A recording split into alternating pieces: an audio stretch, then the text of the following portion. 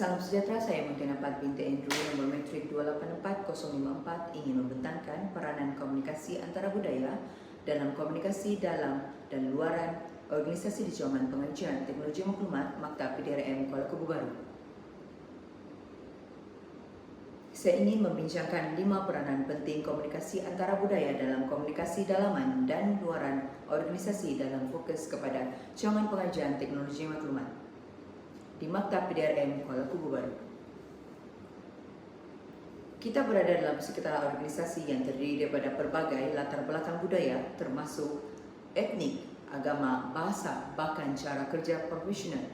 Dalam era digital dan global hari ini, kefahaman terhadap komunikasi antara budaya amat penting untuk meningkatkan keberkesanan komunikasi, kerjasama dan imej organisasi. Seterusnya, meningkatkan kefahaman dan toleransi dalam komunikasi dalaman dalam kalangan staf dan pelajar dari pelbagai kaum seperti Melayu, Cina, India, Sabah, Sarawak. Komunikasi antara budaya membantu membina empati dan persefahaman. Contohnya, memahami sensitiviti budaya ketika memberi arahan, maklum balas atau menyampaikan teguran.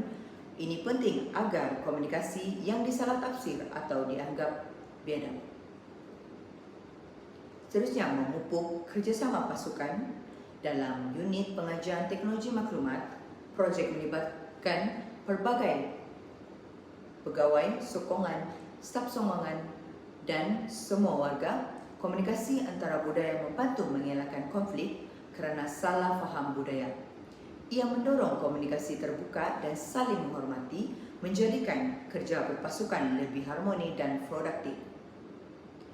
Seterusnya, meningkatkan imej profesional organisasi dari sudut komunikasi luaran. Contohnya, ketika berurusan dengan vendor teknologi, pembekal peralatan IT atau institusi pengajian tinggi luar. Komunikasi antar budaya yang berkesan memberi imej profesional dan inklusif.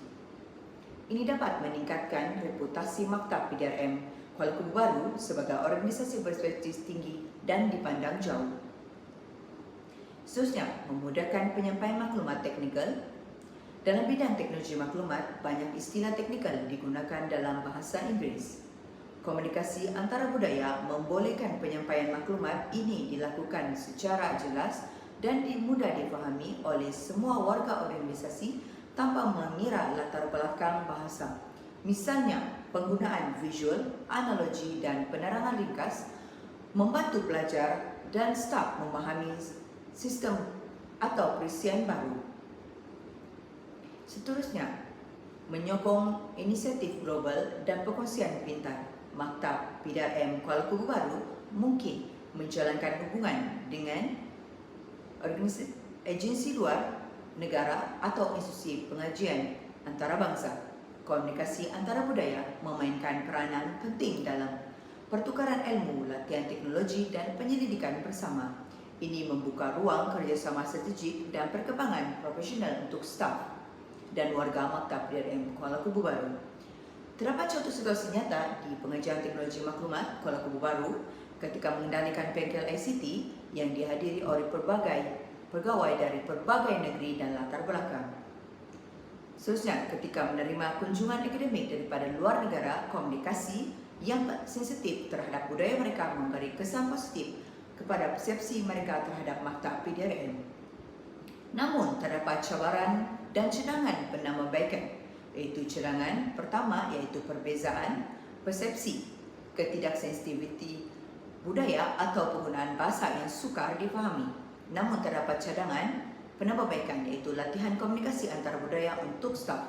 Kedua, panduan etika komunikasi pelbagai budaya iaitu dan ketiga yang terakhir penggunaan bahasa yang mudah dalam teknologi komunikasi yang sekarang. Kesimpulannya, komunikasi antara budaya bukan sahaja memperkukuhkan hubungan dalam antara warga kerja dan pelajar, tetapi juga memainkan peranan penting dalam membina hubungan luar berkualiti. Cawangan Pengajian Teknologi Maktab dan Kuala Kubu Baru perlu terus menyemai kesepahaman dalam menyesuaikan diri dengan dunia pendidikan dan teknologi yang semakin global. Itu saja daripada saya. Sekian, terima kasih.